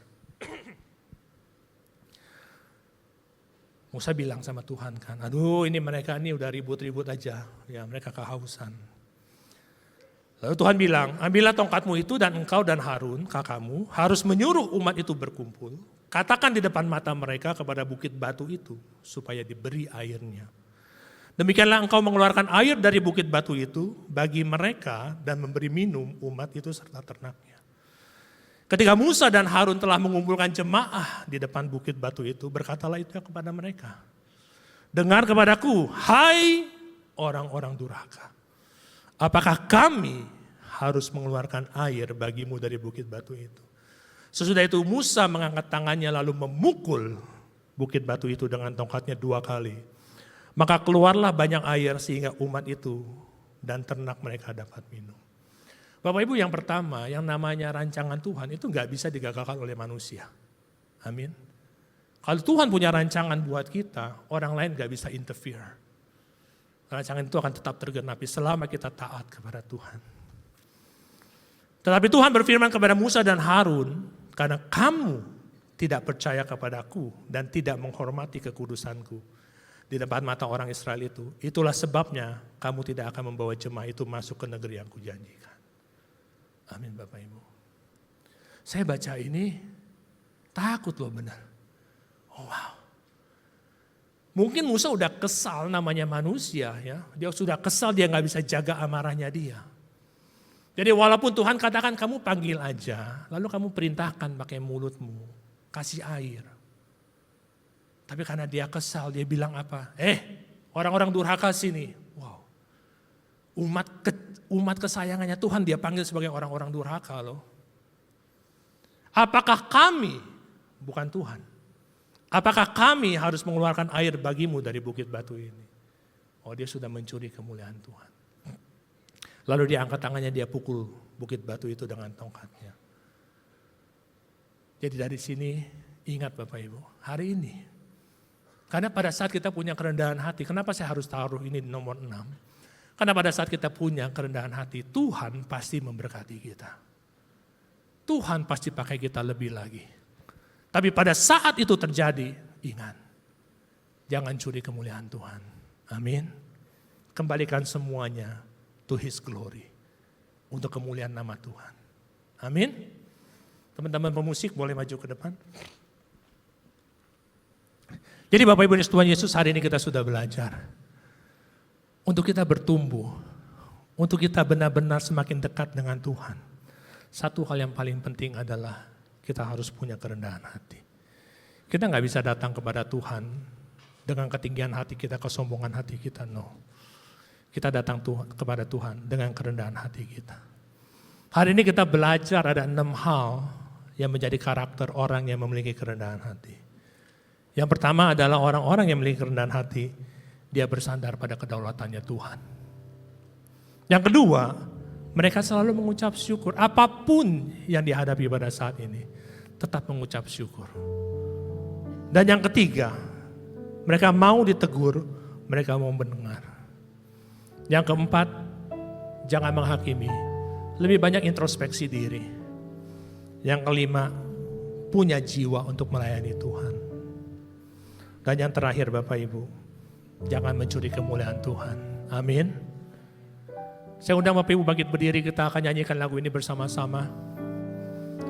Biarlah lagu ini menjadi doa kita kepada Tuhan. Ajar kami Tuhan. Yes Lord. Menghitung hari-hari. Terima kasih Tuhan. Agar kami beroleh hati bijaksana. Ajar kami Bapa hidup dalam jalan-Mu, agar semua rencana-Mu digenapi. Biarlah nama-Mu Tuhan, dan ajar jalan-Mu, bimbing kami di setiap waktu. Besar setiamu Tuhan, agunglah karya-Mu. Yesus kami bersyukur padamu. Yuk kita ulang dari bait yang pertama. Sungguh-sungguh kita minta Tuhan, ajar kami Tuhan. Ajar kami Yes. Tuhan, menghitung hari-hari, agar kami beroleh hati bijaksana. Ajar kami hidup dalam jalan-Mu, agar semua rencana-Mu digenapi. Biarlah nama-Mu Tuhan,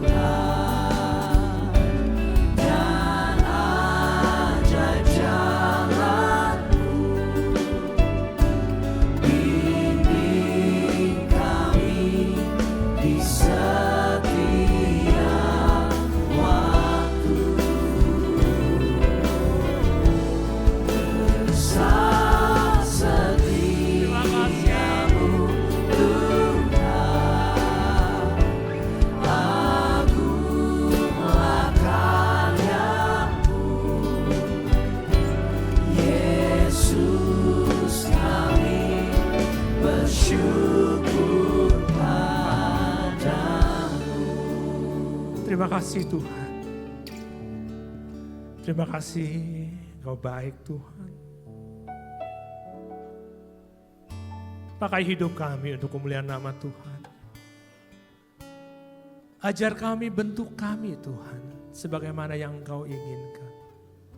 Kami tahu Engkau memiliki rancangan yang indah. Genapi rancangan itu di dalam kehidupan kami Tuhan. Terima kasih untuk firman yang Kau tabur Tuhan. Kau ingatkan kepada kami semua untuk kami memiliki kerendahan hati. Mampukan kami Tuhan, untuk kami benar-benar melaksanakan apa yang menjadi perintah Tuhan. Biarlah melalui kehidupan kami ini Tuhan, dimanapun kami berada, sinar terang Kristus selalu terpancar. Kau berkati setiap anak-anak-Mu Tuhan. Kau berkati setiap pekerjaan anak-anak-Mu. Kau berkati keluarga-keluarga. Kau berkati kami semua. Terima kasih Tuhan, terima kasih. Dan saat ini kami ingin masuk ke dalam perjamuan kudus Tuhan. Bukan perjamuan yang biasa-biasa saja. Tapi ini adalah suatu sakramen yang akan mendatangkan berkat bagi kami semua Tuhan. Bagi setiap kami yang berkenan kepada Tuhan. Terima kasih untuk pengorbanan-Mu Tuhan. Terima kasih. Terima kasih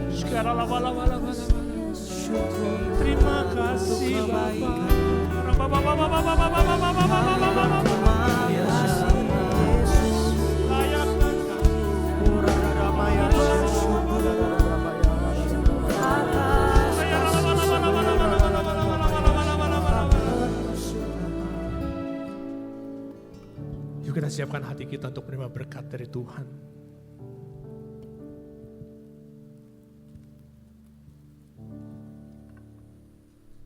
Perjamuan kudus hanya diperuntukkan bagi mereka yang sudah percaya.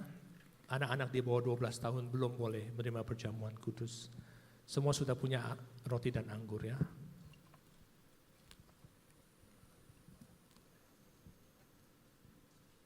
Kita siapkan roti kita. Sebab apa yang kuteruskan kepadamu telah aku terima dari Tuhan. Yaitu bahwa Tuhan Yesus pada malam waktu ia diserahkan mengambil roti. Kita angkat roti di tangan kanan kita tinggi-tinggi. Dan sesudahnya ia mengucap syukur atasnya. Ia memecah-mecahkannya dan berkata, inilah tubuhku yang diserahkan bagi kamu. Perbuatlah ini menjadi peringatan akan aku. Saudara yang dikasih Tuhan Yesus. Bukankah roti yang kita pecah-pecahkan ini adalah persekutuan kita dalam tubuh Kristus? Mari kita makan dalam nama Tuhan Yesus.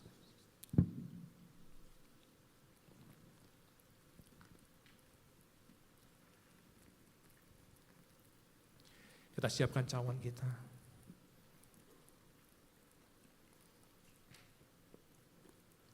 Kita angkat cawan di tangan kanan kita tinggi-tinggi. Demikian juga ia mengambil cawan sesudah makan lalu berkata, cawan ini adalah perjanjian baru yang akan dimateraikan oleh darahku.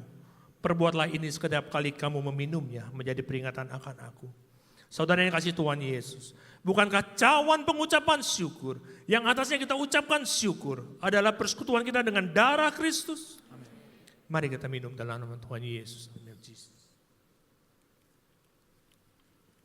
Mari kita ucapkan syukur. Terima kasih Tuhan. Terima kasih Bapa.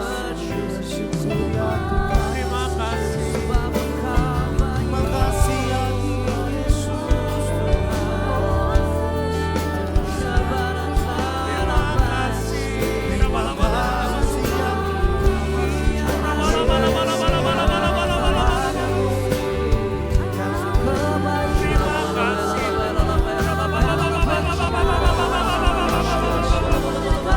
Mari saudara-saudara, terimalah pengurapan dari Tuhan.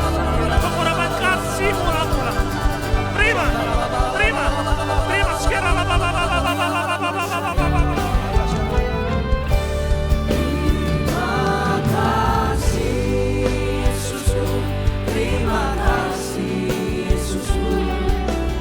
syukur hanya bagi Tuhanku. Terima kasih Yesusku, terima kasih Yesusku. Puji syukur hanya bagi Tuhanku. Puji syukur hanya bagi Tuhanku.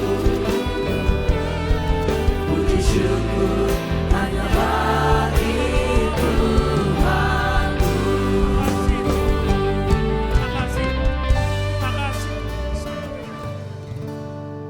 Terima kasih Tuhan Yesus. Terima kasih Tuhan, Kau baik, Kau sungguh baik. Terima kasih untuk keselamatan yang Kau berikan Tuhan. Terima kasih untuk berkat-berkat Tuhan. Kesembuhan, kelepasan, jawaban doa, kekuatan, pengharapan yang baru. Engkau memberkati kami berlimpah-limpah Tuhan. Kami akan pulang bersorak-sorai. Tutup bungkus kami dengan kuasa darah anak domba Allah. Jauhkan kami dari serangan si jahat. Tuhan kau juga berkati setiap keluarga-keluarga. Para suami mari angkat kedua tanganmu. Tuhan memberkati para suami di tempat ini. Jadilah imam, raja dan nabi di dalam rumah tanggamu. Diberkatilah pekerjaan usaha dan bisnismu. Diberkatilah rumah tanggamu. Diberkatilah kehidupanmu. Apa yang kau kerjakan, Tuhan buat berhasil. Para istri mari angkat kedua tanganmu. Tuhan juga berkati para istri di tempat ini. Jadilah tiang doa dan penolong bagi suami dan keluargamu. Jadilah pokok anggur yang manis di tengah-tengah keluargamu. Diberkatilah kehidupanmu. Melalui kehidupanmu, nama Tuhan akan selalu dipermuliakan. Anak-anak muda dan yang belum menikah, mari angkat kedua tanganmu. Tuhan kau juga berkati generasi penerus di tempat ini Tuhan. Pengurapan Daniel 10 kali lebih cerdas dari anak-anak dunia yang kau curahkan. Bawa mereka naik Tuhan dan tidak turun. Menjadi kepala dan bukan ekor Tuhan. Biarlah mereka menjadi anak-anak yang takut akan Tuhan. Menjaga kekudusan mereka. Mereka akan menjadi generasi penerus yang disiapkan Tuhan. Bagi yang belum menikah, Tuhan siapkan pasangan yang sepadan. Para single parents mari angkat kedua tanganmu. Tuhan akan memelukmu. Engkau tidak akan ditinggalkan. Apa yang kau butuhkan, Tuhan cukupkan. Kekuatan, penghiburan, berkat melimpah, Tuhan curahkan atasmu. Setiap jemaat mari angkat kedua tanganmu. Dengan iman, hamba percaya yang sakit sudah disembuhkan. Yang berbeban berat sudah mendapat jawaban doa. Yang terikat sudah dilepaskan. Hamba berdoa, seluruh jemaat GBI PRJ diselamatkan oleh Tuhan Yesus. Kami mengucap syukur atasnya. Di dalam nama Tuhan Yesus Kristus. Amin. Kita beri kemuliaan untuk Tuhan Yesus. Selamat duduk kembali saudara yang dikasihi Tuhan Yesus. Saudara yang telah menerima berkat, bolehkah sekali lagi kita kasih tepuk tangan buat Tuhan Allah kita. Haleluya. Mengucapkan terima kasih atas pelayanannya Bapak PDM Willy Santoso. Tuhan Yesus berkati, keluarga besar berlimpah-limpah. Dan kini tiba saatnya saudara kita mempersiapkan yang terbaik. Kita mau memberikan persembahan kita. Persembahan dapat diberikan melalui scan kris yang tertempel di depan bangku saudara masing-masing. Atau bagi Bapak Ibu Saudara yang memberikan melalui amplop, saudara dapat mengangkat tangan, nanti akan dibantu oleh para usher. Saudara nanti bisa menaruh amplop di kantong-kantong persembahan yang terdapat di pintu keluar.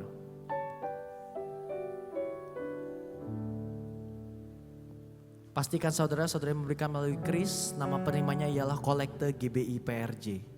Dan kalau saudara sudah siap semuanya, sekali lagi saya undang kita sama-sama bangkit berdiri. Kita mau deklarasikan doa persembahan. Mari kita satu dalam doa. Bapa, kami bersyukur buat semua berkat-Mu Tuhan. Kami membawa persembahan sebagai wujud syukur setiap kami. Kami percaya kami menerima kesehatan, keluarga, bisnis, pekerjaan dan kuliah yang terbaik. Ini adalah waktu memberi persembahan di dalam nama Tuhan Yesus Kristus. Haleluya. Amin. Selamat memberi, Tuhan Yesus memberkati. Segalanya yang ku miliki, semuanya daripadamu, kan ku bawa persembahanku yang terbaik hanya bagimu. Seluruh jemaat saya undang kita sama-sama bangkit berdiri. Kita akan segera menerima doa berkat. Segalanya yang ku miliki, semuanya daripadamu, kan ku bawa persembahanku yang terbaik hanya bagimu, kan ku bawa persembahanku yang terbaik hanya bagimu. Bapak Ibu dan Tuhan Yesus, sebelum kita tutup dengan doa berkat, ada satu pengumuman yang saya kelupaan. Nanti tanggal 17 Agustus kita akan mengadakan satu acara buat family fun day ya. Kita undang para orang tua beserta anak untuk hadir di sini. Yuk kita kumpul sama-sama, kita berfellowship juga saat itu. Ini juga ada biaya ya. Nanti ada prizesnya ya. Yuk kita akan lakukan di tempat ini ya. Biar kita experience perlombaan kemerdekaan. Oke. Yuk sekarang kita tutup dalam doa ya. Terima kasih Tuhan Yesus, kami mengucap syukur untuk setiap kebaikan-Mu Tuhan. Terima kasih untuk pemeliharaan-Mu Tuhan. Kami percaya Tuhan, Engkau tidak pernah meninggalkan kami. 1 minggu ke depan ini Tuhan, penyertaan-Mu nyata dalam kehidupan kami. Kalau ada di antara kami yang ada dalam persimpangan, kami tahu Engkau adalah Tuhan yang memiliki jawaban atas segalanya. Kau bukakan jalan-jalan yang tertutup, bukakan pintu-pintu yang tertutup Tuhan. Kami akan melihat karya Tuhan dalam hidup kami. Dan saat ini kami siapkan hati kami untuk menerima berkat daripada Tuhan. Jemaat yang dikasihi Tuhan Yesus, pulang dan terimalah berkat yang berlimpah-limpah dari Allah Bapa, kasih karunia dari anak yang tunggal Tuhan Yesus Kristus, dan penyertaan yang manis dari Roh Kudus, mulai sekarang sampai Maranatha, bahkan selama-lamanya. Mari setiap kita yang percaya dan sudah diberkati, sama-sama kita katakan, amin. Amin. Tuhan Yesus memberkati semuanya, selamat hari Minggu. Shalom saudara. Seringkali kita menghadapi ketidakpastian dalam hidup ini, tetapi kita tahu bahwa sebagai anak-anak Tuhan yang mengandalkannya dan percaya kepadanya, di tengah ketidakpastian sekalipun kita pasti dipelihara olehnya. Diberkatilah orang yang mengandalkan Tuhan, yang mempercayakan dirinya pada Tuhan. Yeremia 17 ayat 7. Hari ini kita akan belajar melalui kehidupan Nabi Yeremia yang senantiasa dipelihara oleh Tuhan meskipun berada dalam masa yang penuh ketidakpastian. Yang pertama, Yeremia setia kepada Tuhan. Nabi Yeremia adalah seorang yang selalu setia dalam menyampaikan pesan-pesan Tuhan kepada beberapa raja Yehuda. Raja yang takut akan Tuhan ketika mendengar teguran Yeremia akan segera bertobat. Sementara raja yang tidak takut Tuhan akan menganiaya Yeremia. Bahkan, Yeremia sempat di pelataran istana dimasukkan ke dalam sumur yang kering dan selalu dibawa ancaman raja-raja Yehuda. Pelayanan Yeremia meliputi kurun waktu masa-masa akhir berdirinya kerajaan Yehuda sampai masa pembuangan ke Babel. Pada waktu itu, kaum Yehuda diperintah oleh raja-raja yang tidak takut akan Tuhan dan menyembah berhala-berhala.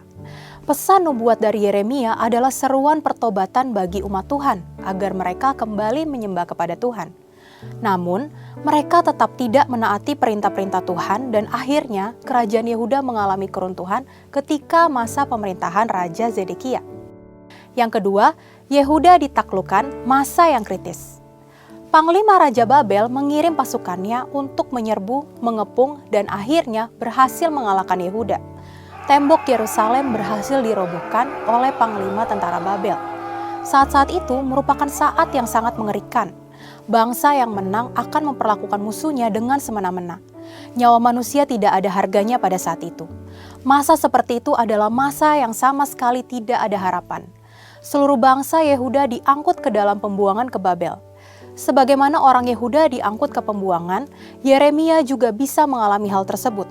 Yang ketiga, dipelihara dengan ajaib. Oleh campur tangan Tuhan, Raja Babel yang seharusnya menghukum malah sebaliknya, memperhatikan hidup Yeremia. Melalui panglimanya, Raja Babel memberikan perlindungan kepada Yeremia. Sebagaimana dalam Yeremia 40 ayat 4-5, ini adalah mujizat Tuhan. Dalam masa yang kritis itu, Yeremia justru dipelihara oleh lawannya, yaitu Panglima Tentara Babel. Yeremia diberi beberapa opsi untuk ikut ke Babel dalam perlindungan Raja Babel atau tetap tinggal di tanah Yehuda sebagai orang bebas. Dan Yeremia memilih untuk tetap tinggal dengan maksud menuntun sisa bangsa itu untuk terus takut akan Tuhan. Yang keempat, masa depan, masa yang tidak pasti. Tahun yang baru adalah satu masa yang belum pernah kita lalui. Orang-orang belum mengetahui apa yang akan terjadi, sehingga masa depan disebut masa yang belum pasti. Umumnya, orang-orang membuat rencana atau target dan tujuannya, baik secara pribadi atau dalam pekerjaan atau pelayanan. Faktor ketidaktahuan akan masa depan membuat orang hanya dapat menebak atau mengira-ngira apa yang akan terjadi. Yang kelima, pemeliharaan Tuhan. Seperti halnya Yeremia yang mengalami pemeliharaan Tuhan di tengah ketidakpastian, hidup kita juga ada di dalam tangan Tuhan. Dari firman Tuhan, kita mendapatkan janji-janji bahwa Tuhan akan terus memelihara kita.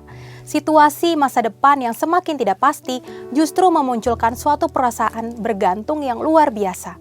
Ketika orang mencari Tuhan dan mengandalkan Tuhan untuk masa depannya, hatinya mudah dituntun oleh firman. Dalam firman disebutkan bahwa orang-orang yang mengandalkan Tuhan akan diberkati dalam segala hal. Secara umum, setiap orang mengharapkan kehidupan yang lebih baik. Sebagai anak-anak Tuhan, kita memiliki janji yang luar biasa. Berkat Tuhanlah yang menjadikan kaya, jerih payah tidak akan menambahinya. Ayat ini mengisyaratkan bahwa kekayaan itu asalnya dari kehidupan yang diberkati. Hidup yang diberkati itu sendiri adalah kehidupan yang mendapat perkenanan Tuhan. Sebagai contoh, tokoh-tokoh seperti Abraham, Ishak, Yusuf, dan Yeremia adalah orang-orang yang hidup dalam perkenanan Tuhan.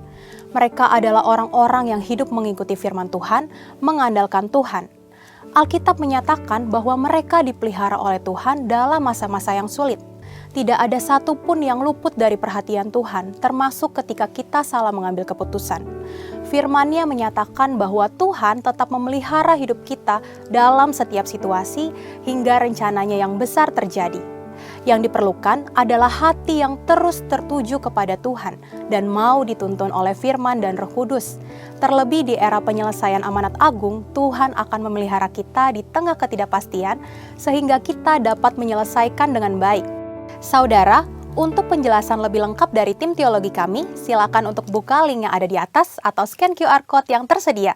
Tuhan Yesus memberkati.